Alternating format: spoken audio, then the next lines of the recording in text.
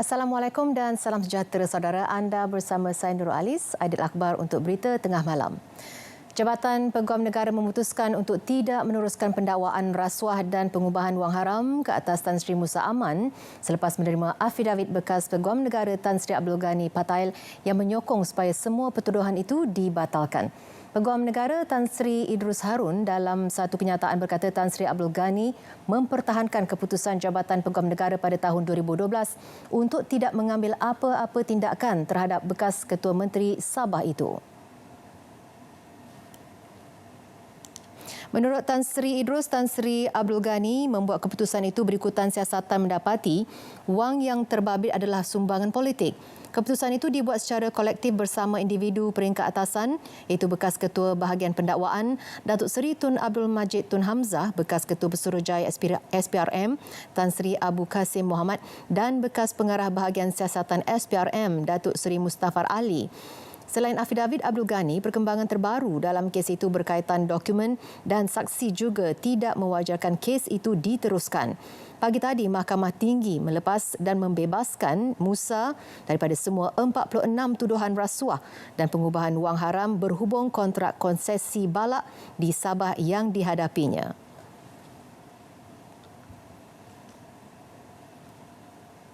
Dalam perkembangan lain di Pulau Pinang, Pemuda PAS membuat laporan kepada Suruhjaya Pencegahan Rasuah Malaysia SPRM terhadap bekas Menteri Keuangan dan bekas Peguam Negara.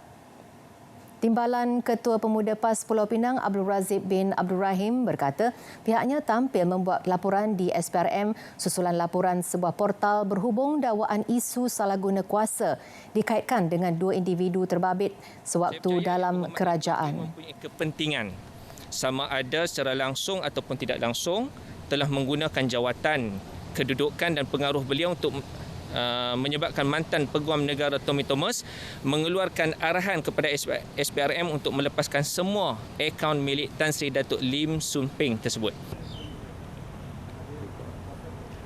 Beliau ditemui di hadapan pejabat SPRM Pulau Pinang.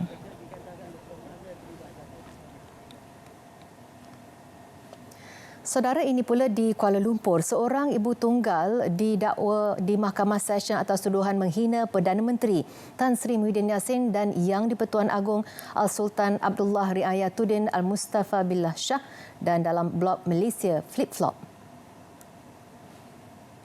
Lai Yuat Ming, 64 tahun, mengaku tidak bersalah selepas kedua-dua pertuduhan itu dibacakan di hadapan Hakim MM Edwin Paramjoti. Lai didakwa secara sedar membuat hantaran jelek dan kenyataan berunsur penghinaan terhadap Perdana Menteri dengan niat untuk menyakitkan hati orang lain melalui blog Malaysia Flip-Flop 23 Mac lalu. Bagi pertuduhan kedua, dia didakwa secara sedar membuat kenyataan membabitkan Yang di-Pertuan Agong dalam blognya pada 21 Mac lalu dengan niat menyebabkan ketakutan atau kegentaran kepada orang awam. Tertuduh dibenar ikat jamin RM10,000 dengan seorang penjamin. Di mahkamah sama, ahli perniagaan Mat Hanif Mat Yunus mengaku tidak bersalah atas pertuduhan membuat penghantaran jelek terhadap Sultan Kelantan Sultan Muhammad V. Mat Hanif, 40 tahun, didakwa secara sedar membuat dan memulakan penghantaran komunikasi yang jelek sifatnya terhadap Sultan Kelantan dengan niat untuk menganiayai orang lain di dalam Facebook ayahanda Tunggak Mat Hanif pada 10.30 malam 13 April lalu.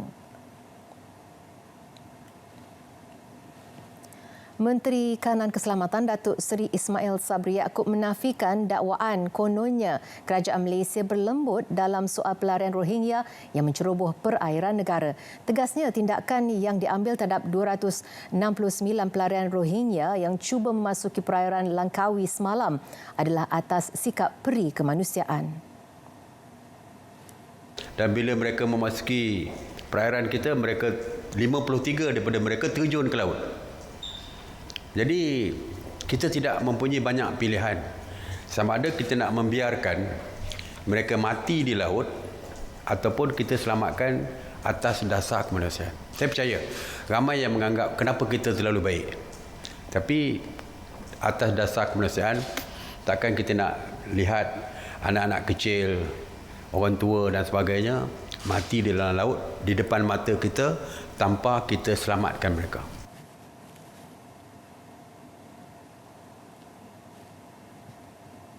National Task Force NTF dalam kenyataan memaklumkan kesemua ditahan kira-kira 5 pagi semalam hasil maklumat Pegawai Pemerintahan Maritim Operasi Polis Diraja Malaysia PDRM Langkawi beberapa jam sebelum itu. Menurut kenyataan itu, beberapa aset dari pasukan polis marin dan maritim Malaysia telah diatur gerak ke kawasan terlibat untuk melaksanakan operasi pemantauan dan pengusiran bot terbabit ke perairan antarabangsa.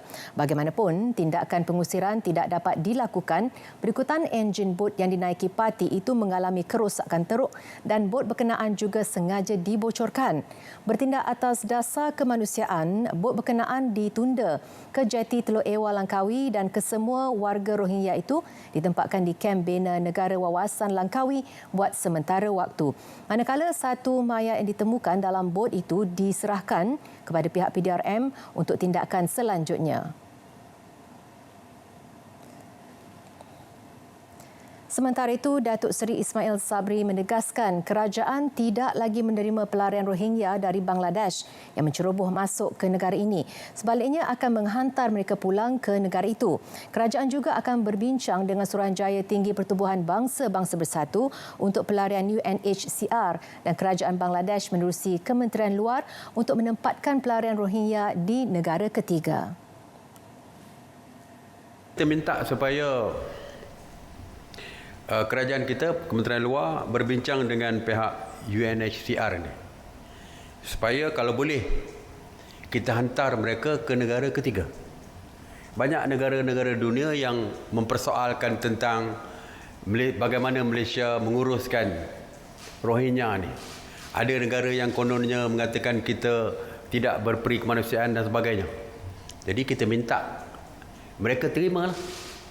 Kita minta Kementerian Luar berbincang dengan negara-negara ketiga ini supaya mereka menerima pelarian Rohingya ni daripada Malaysia, dan mereka juga merupakan ahli konvensyen mengenai pelarian 1951. Banyak negara-negara merupakan ahli kepada konvensyen mengenai pelarian. Kenapa nak serahkan kepada kita semata-mata? Mereka patutnya menerima pelarian-pelarian Rohingya ni.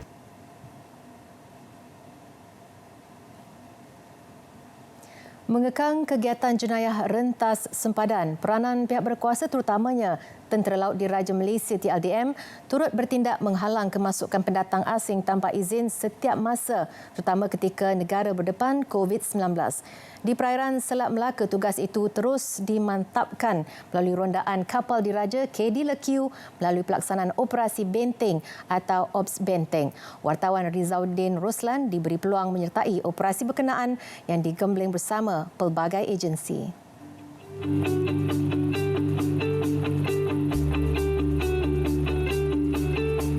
Pengalaman menaiki armada KD Lekiu dari jeti Sydenham Pulau Pinang ke markas Pangkalan Lumut menerusi Op Benteng memberi perspektif baharu kawalan perairan negara. Rondaan kapal frigate berukuran 106 meter panjang ini bukan sahaja memberi fokus memperkukuhkan sepadan negara, malah turut berperanan sebagai benteng dalam menghalang kluster baharu COVID-19. TLDM tidak bersendirian, mereka bersama agensi penguat kuasa lain turut memberi tumpuan dalam mengawal pelbagai ancaman agar tidak mendatangkan sebarang implikasi besar ketika negara dilanda pandemik COVID-19. Dalam konteks operasi kita pada waktu aman ini, kita menumpukan peranan kita dalam mengawal sempadan perairan maritim negara ini dalam aspek-aspek penguatkuasaan dalam menentukan integriti wilayah maritim kita ini tidak diancam oleh anasir-anasir ancaman bukan tradisional yang terdiri daripada pelakuan ataupun pelaksanaan tindakan-tindakan jenayah di laut. Begitu juga tumpuan pada ketika ini lebih kepada parti. Dengan mengambil konsep 6D, Ops Benteng yang menggunakan kaedah cegah rintang ini terus meningkatkan keupayaan pengawasan perairan negara melalui fasiliti terkini yang dimiliki KD Lekiu. Menariknya, os benteng di atas kapal Sevilla Q ini turut dilengkapi dengan penggunaan helikopter jenis Superlink dalam melakukan pemantauan di perairan negara, khususnya dalam mengenal pasti kehadiran kapal-kapal asing seperti kapal-kapal Rohingya ketika Malaysia berdepan dengan pandemik COVID-19.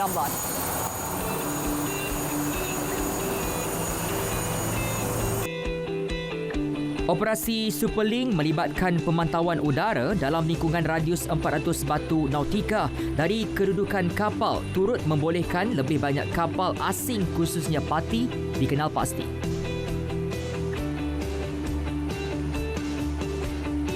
16 April yang lalu itu adalah merupakan kejayaan bagi kami.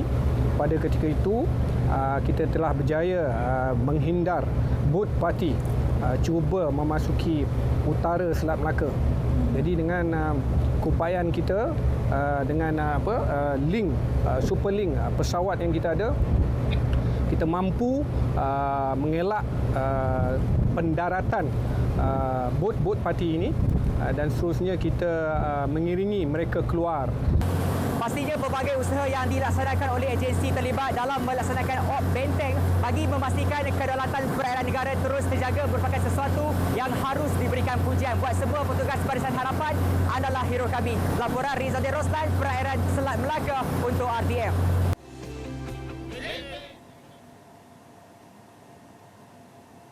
Saudara, buat hari kedua berturut-turut negara merekodkan angka 1 digit kes baharu COVID-19 dengan 7 kes dilaporkan hari ini, sama seperti semalam.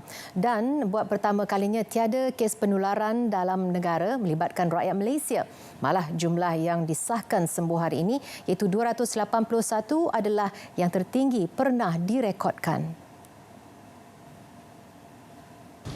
Ingin dimaklumkan daripada 7 kes baru yang dilaporkan hari ini, 6 kes adalah kes import yang mendapat jangkitan daripada luar negara. Sukacita dimaklumkan bahawa pada hari ini tiada kes penularan dalam negara dicatatkan di kalangan warga negara Malaysia. Satu kes penularan di dalam negara adalah seorang pekerja bukan warga negara, iaitu kes saringan untuk mula bekerja. Sehingga kini sebanyak 6 kes positif COVID-19 sedang dirawat di unit rawatan rapi dan daripada jumlah tersebut, 1 kes memerlukan bantuan pernafasan. Tiada pertambahan kes kematian berkaitan COVID-19 dilaporkan hari ini menjadikan jumlah kumulatif kes kematian COVID-19 di Malaysia adalah kekal 117 kes atau 1.4% daripada jumlah keseluruhan kes. Kes baharu 1 digit, tiada penularan dalam negara libatkan rakyat Malaysia dan jumlah kes sembuh hari ini yang tertinggi pernah dicatatkan. Ia disifatkan oleh Datuk Dr. Nur Hisham sebagai pencapaian membanggakan hasil kejayaan pelbagai usaha menerusi pendekatan seluruh jentera kerajaan dan masyarakat. Kementerian Kesihatan telah menggunakan maklumat terbaru daripada jumlah kes-kes harian penularan dalam negara di kalangan warga negara dan membandingkannya dengan graf pemodelan COVID-19 seperti yang telah diramal oleh Institut Kesihatan Negara Kementerian Kesihatan Malaysia. Didapati ianya adalah sejajar dengan unjuran kes harian dalam pemodelan tersebut iaitu di kawasan biru. Pihak Kementerian Kesihatan Malaysia ingin mengucapkan tahniah kepada rakyat Malaysia di atas kerjasama dengan pihak kerajaan bagi pencapaian ini dalam usaha kita untuk sama-sama membendung penularan jangkitan COVID-19. Penguatkuasaan Perintah Kawalan Pergerakan Pemulihan PKPP bermula esok adalah ujian sebenar terhadap disiplin kendiri dan sosial dalam kalangan masyarakat.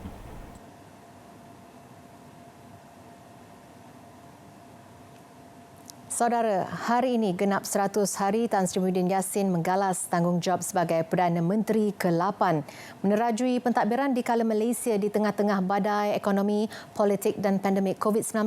Cabaran-cabaran besar itu ditangani beliau dengan cekal dan bijaksana. Buktinya jelas, tatkala tahap pandemik COVID-19 semakin memburuk di seluruh dunia seperti diakui Pertubuhan Kesihatan Sedunia WHO, langkah-langkah strategik kerajaan di bawah pimpinan Tan Sri Muhyiddin berjaya membawa negara menuju jalan keluar daripada krisis global itu. Tanggal 1 Mac 2020, Tan Sri Muhyiddin Yassin mengangkat sumpah di hadapan Yang di-Pertuan Agong Al-Sultan Abdullah Riayatuddin Al-Mustafa Billah Shah selaras perkara 40-2-A dan perkara 43-2-A Perlembagaan Persekutuan. Tidak sampai sebulan mengambil alih tampuk kepimpinan negara, Tan Sri Muhyiddin terpaksa membuat keputusan berani, berisiko dan kurang popular dengan menutup pintu sempadan negara sekaligus melaksana Perintah Kawalan Pergerakan PKP mulai 18 Mac bagi membendung penularan COVID-19. Sebab utama negara kita dalam keadaan stabil pada hari ini kerana keputusan kerajaan untuk melaksanakan Perintah Kawalan Berkurung PKP pada bulan Mac lepas adalah satu perkara yang telah dilaksanakan pada waktu yang tepat. Perkara ini perlulah diberikan kepujian kerana bukan senang untuk bukan ia adalah satu langkah yang sangat berani bagi kerajaan untuk melaksanakan PKP dan juga kita boleh lihat hasilnya pada hari ini. Impak PKP yang dilaksana menerusi 4 tahap itu sudah mula menunjukkan hasil positif. Semakin banyak kes pulih dicatat. Jangkitan baru juga berjaya dikurangkan. Begitu juga dengan jumlah kematian. Atas faktor itu, Malaysia di bawah kepimpinan Tan Sri Muhyiddin menduduki tangga keempat dalam kaji selidik global persetujuan orang awam terhadap langkah diambil kerajaan bagi menangani COVID-19.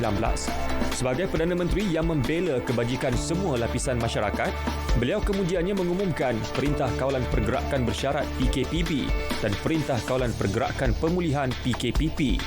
Kelonggaran tanpa mengetepikan SOP kesihatan terus diberi demi kebaikan semua pihak. Tidak hairanlah petugas barisan hadapan amat menyanjungi keprihatinan Tan Sri Muhyiddin yang dilihat umpama perhatian dan kasih sayang seorang ayah kepada anak-anaknya. Terima kasih APM. Terima kasih APM. Kita mesti menang. Terima kasih Tuan Abang. Terima kasih APM. Kita jaga kita. Terima kasih APM. Kita mesti menang. PM best. Terima kasih APM. Kita jaga kita. Terima kasih APM. Terima kasih Tuan Abang. Terima kasih APM. You are the best. Terima kasih APM. You are the best. Saya sedar kerajaan tidak boleh mengawal kehidupan saudara-saudari buat selama-lamanya untuk menghindari jangkitan wabak ini. Jadi kini tibalah masanya kerajaan memberikan lebih banyak kelonggaran pada saudara-saudari dengan syarat saudara-saudari mengambil tanggungjawab secara serius untuk mengamalkan kebiasaan baru kehidupan dan mematuhi semua SOP yang ditetapkan oleh kerajaan.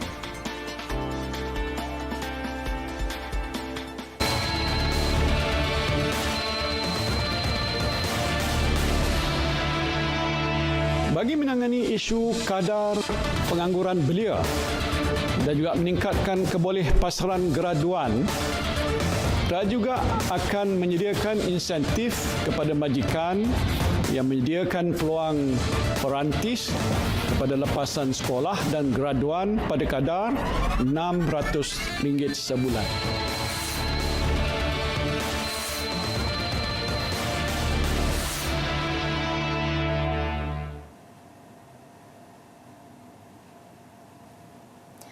Plus Malaysia Berhad Plus menjangkakan peningkatan jumlah kenderaan di antara 10 hingga 15% apabila Perintah Kawalan Pergerakan Pemulihan PKPP bermula esok.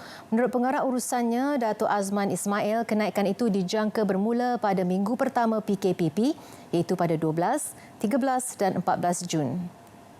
Aliran Trafik Plus telah mencatat penurunan yang drastik ketika fasa pertama PKP 18 Mac lalu. Namun, sejak bermula PKPB, jumlah trafik harian di Lebuh Raya Plus telah menjangkau lebih 1 juta kenderaan pada hari bekerja biasa dan terus meningkat.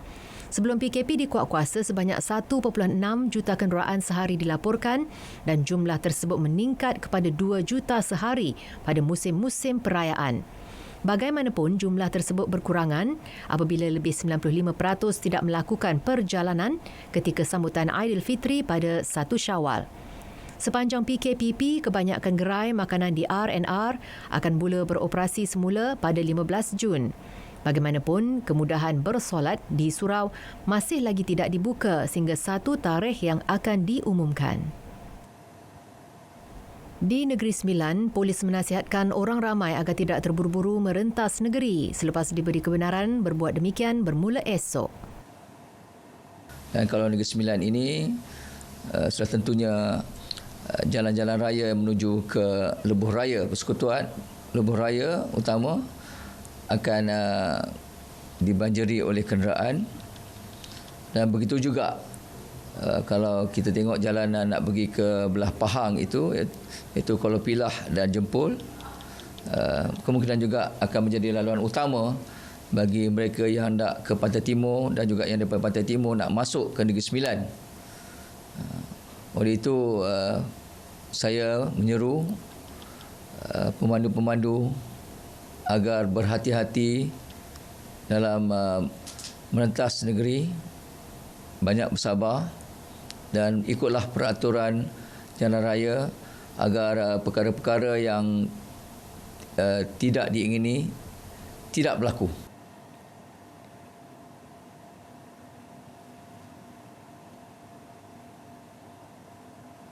Golongan orang kurang upaya diminta tampil untuk berdaftar dengan Jabatan Kebajikan Masyarakat JKM supaya mereka mempunyai kad OKU. Ia penting sebagai kelebihan utama sekiranya majikan mahu mengambil mereka bekerja memandangkan inisiatif penjana yang turut membolehkan OKU ditawarkan allowance sebanyak RM1,000 sebulan selama 6 bulan. Bagi ahli Dewan Negara Senator Raz Adiba Razi, beliau mencadangkan supaya pihak kerajaan menerusi JKM membantu mereka dari aspek pendaftaran supaya mana-mana dari golongan tersebut tidak terpinggir dari peluang kerjaya.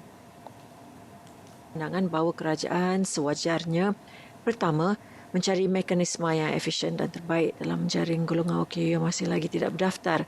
Permasalahan ini perlu kita selesaikan dahulu supaya bantuan-bantuan kerajaan pada masa depan tidak lagi berdepan dengan masalah yang sama iaitu hanya sebilangan tertentu saja yang diterima. Sementara itu, Wakil Pertubuhan Orang Kota Baru POKB, Orang Kurang Upaya OKU, Dr. Nur Wahiza Abdul Wahad pula berharap majikan akan lebih yakin untuk mengambil OKU untuk bekerja. Merupakan satu instrumen yang sangat murni yang dirasakan dapat membantu dan meringankan masalah kemiskinan bandar yang sedang melanda terutamanya dalam keadaan sekarang ini. Kita mengharapkan bahawa insentif yang diadakan ini dapat menggalakkan para majikan untuk menggaji terutamanya golongan OKU. Kerana sebelum ini kajian menunjukkan bahawa para majikan masih lagi kurang yakin dan kurang berminat untuk menggaji golongan OKU. Pun begitu bagi pemuzik kumpulan Khalif Baskers, Fendi Adlun, terdapat juga cadangan agar membantu golongan OKU yang bekerja sendiri yang turut terjejas akibat pelaksanaan PKP. Dan satu lagi, untuk yang bekerja sendiri, saya mengharapkan kerajaan dapat melaksanakan sesuatu atau memberikan sesuatu insentif yang terbaik. Sebab kami yang bekerja sendiri sebagai contoh pemuzik jalanan, tukang urut sangat merasa akibat daripada pandemik COVID-19 ni. So kita mengharapkan kerajaan dapat memberi sedikit perhatian kepada kami lah. So kami tak ada gaji yang tetap. Langkah kerajaan yang turut menumpukan golongan OKU di dalam penjana amat dialu-alukan dan tepat pada masanya.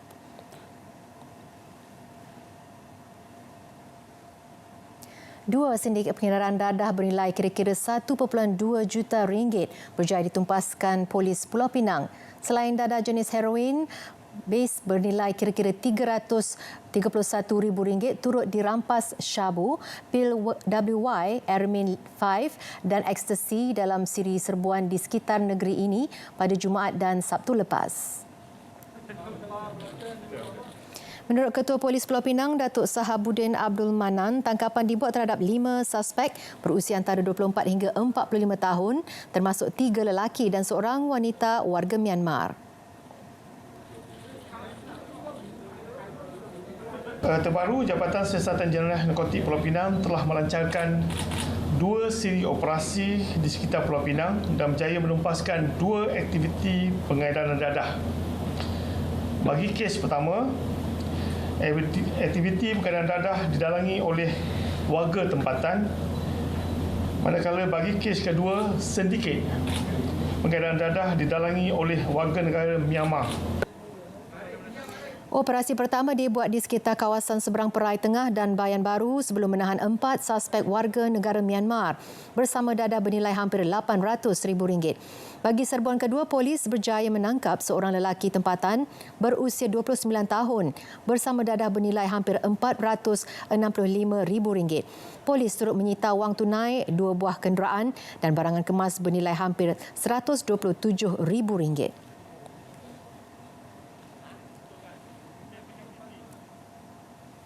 Rumah yang disewa dijadikan stor simpanan rokok sebelum diedar kepada kedai berhampiran.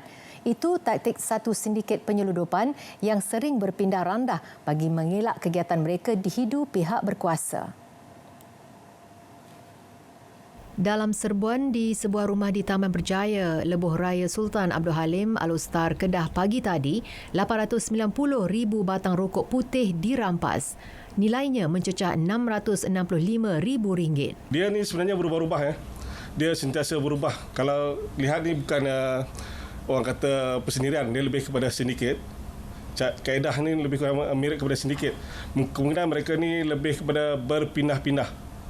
Mengambil kesempatan mungkin rumah-rumah baru yang mana dah siap untuk disewa ni.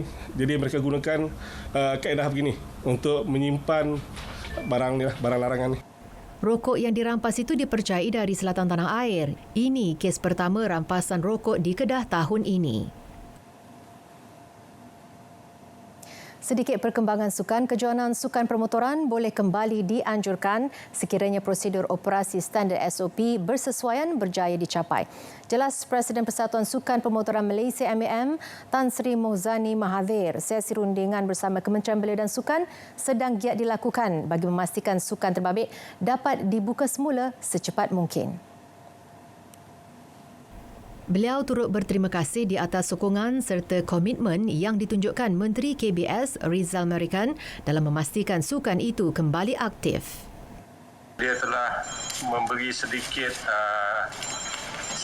banyak support kepada motorsports dan insya-Allah kita akan gunakan demi komitmen tu untuk berjumpa dengan beliau lagi untuk memperkemaskinikan lagi SOP untuk motorsports. Tapi nak bagi exact date bila kita boleh start racing ni, that one we have to work on it lah for the time being. Morning there was a trial run, so we have motorcycle riders at the track. We have come up with our own SOP, so we want to see whether the SOP is practical and workable or not. So we will have this. We will try and see whether people will follow, and then see what needs to be done. I'm confident that we can come up with an SOP that's workable because my argument is we are an open air outdoor facility, very wide spaces. We have very designated areas where people can be in and work. We can limit it to 10 people. Beliau ditemui di sidang media MAM menerusi aplikasi Google Meet. Jelas Tan Sri Mohzani fokus MAM pasca COVID-19 adalah penganjuran sukan permotoran di litar kekal selain program di peringkat tempatan. Beliau berharap September tahun ini Malaysia dapat menyaksikan perlumbaan pertama sukan itu. Sebelum ini, Majlis Keselamatan Negara MKN hanya membenarkan sesi ujian jentera dilakukan di litar. Saudara, berita tengah malam edisi 9 Jun berakhir di sini. Hari ini merupakan hari terakhir PKP bersyarat dan esok akan bermulanya fasa baharu iaitu Perintah Kawalan Pergerakan Pemulihan PKPP. Terus kekal, patuh dan kekalkan disiplin diri. Dengan itu saya Nurul Alis mengucapkan Assalamualaikum dan selamat beristirahat.